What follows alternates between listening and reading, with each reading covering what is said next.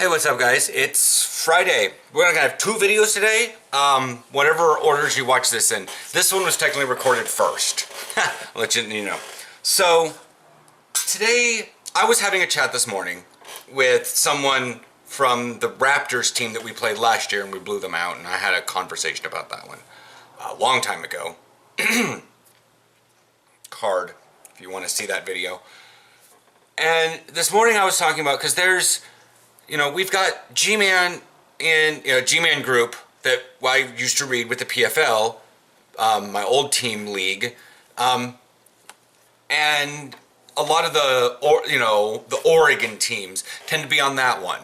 Whereas, there's this Washington one, the Professors Report, and it's basically the same thing, except the Professors Report kind of covers all of the teams, but it gets posted to the WWFA's Facebook page, whatever.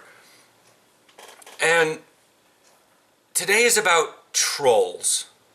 And it's like, whether you're on a game and you're listening to the global chat, in WoW it's trade chat, in Star Trek Online it's zone, or you're reading the private groups, or not even really private groups, but the groups of, like Pacific Northwest Football, or you're watching the Talking Heads on ESPN or Fox Sports. People have the power to affect change amongst masses, and they don't wield it well sometimes. Whether they know how to wield it or not is a completely different topic. But in some cases, as I have done in the past, you can wield this level of this power in a negative way. And as I said to this guy, where'd it go? I personally myself utilize such leadership capability as a positive force to help people or a person better their life. I have also used that same power to destroy someone. And sometimes I even rationalize it, saying that sometimes this person needs to be held under water for longer so they realize exactly how bad it can get. That's a bad thing. Now, sticks and stones may break my bones and words will never hurt me. Hey kids, guess what? Bullshit. Yeah, you can break bones. But apparently in the adult world, if you say something mean about someone, they'll dwell on it. Sure, if an injury happens and it's long enough, like you get your whole arm cut off and you can't get it replaced, you start having phantom limb syndrome, and you start how can I only do with one hand? I'm not making fun of disabled people, but it's like you only have the one arm now. And if it's not your dominant arm, things get really screwy in your head. But all my bruises have healed. All my broken fingers have healed. My strained hand, my slightly torn hamstring has healed. But apparently some of these guys, they read these trolling things in our league, and they say it doesn't get to them, but it does. I know it does. I can see it get to them. When they're like, oh, well, yeah, I foresee the Cobras losing this game by 50-0. Well, guess what? The guy was wrong. He was really wrong. It wasn't 50-0. It was 77-0. So let's look at that silver lining, that the professor was wrong. But it's just and even if they didn't read the professor's report, the thing is, a lot of guys go into games kind of weirdly defeated, or they get into things, and they let this social bullshit sink into their head. And I'm starting to get the idea that a lot of my friends and teammates give me advice because they want to follow it themselves.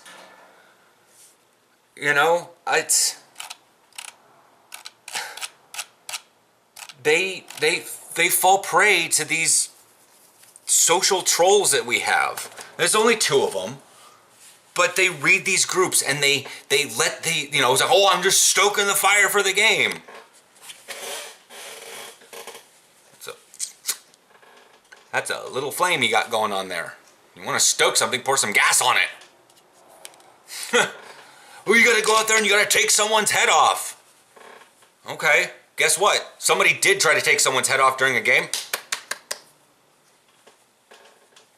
And it was like, whatever.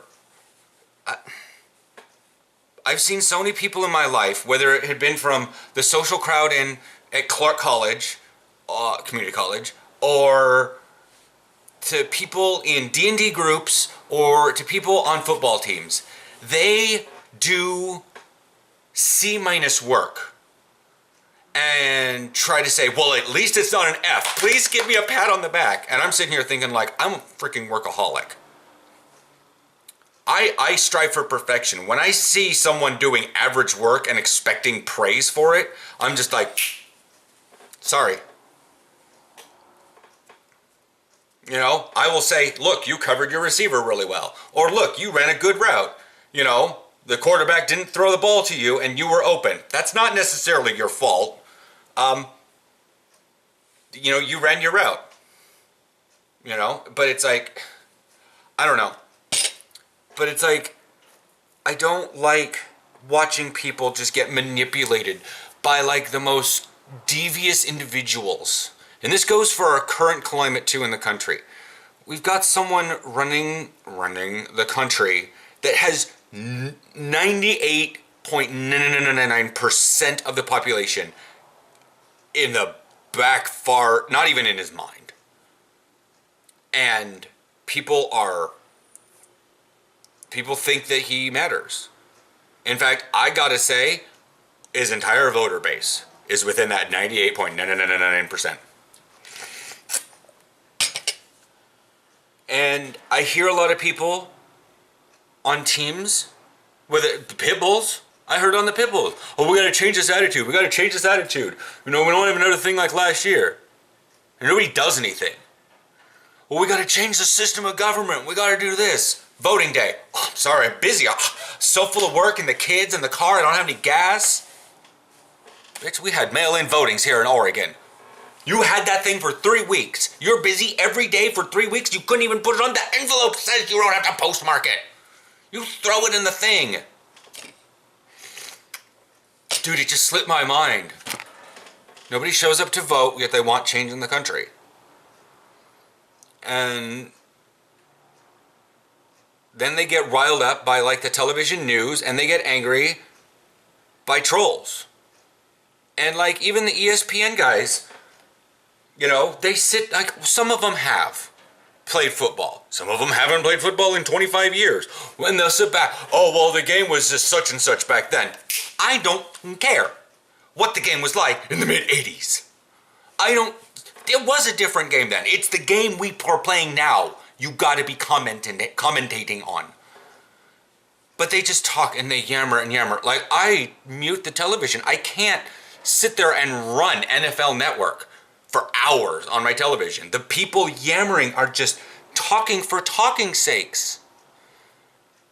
And they come up with stats and they come up with figures and stuff that just don't really matter on the field. And they, you know, and the fans listen to it. The players don't. But apparently, when you're in minor league, the people that are commentating on everything get completely listened to, and then they take it onto the field. I don't get it. But I'm certainly not going to succumb to it myself. I'm not going to fall in line like a little sheep.